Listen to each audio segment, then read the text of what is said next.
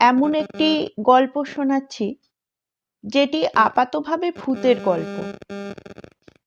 আসলে অনেক কিছুর ব্যাখ্যা যুক্তি দিয়ে তর্ক দিয়ে হয় না। এমন কিছু ঘটনা মানুষের জীবনে ঘটে থাকে যার ব্যাখ্যা বৈজ্ঞানিকভাবে পাওয়া যায় না। তেমনি এক ঘটনার সাক্ষী আমার গল্পের নায়িকা রিয়া। রিয়া কলেজে পড়ে। কলেজে পড়ার সময় ওর একটি ছেলের সঙ্গে বন্ধুত্ব হয়। ছেলেটির নাম সাত্তকী। প্রথম থেকেই লেখাপড়ায় ভালো সাত্তকী। তাই প্রথমে নোটস ইত্যাদির জন্য রিয়ার সঙ্গে সাত্তকীর পরিচয়। পরে সেই পরিচয় কখন ভালো লাগায় এবং ভালোবাসায় পরিণত হয় তা রিয়া নিজেও বুঝতে পারে।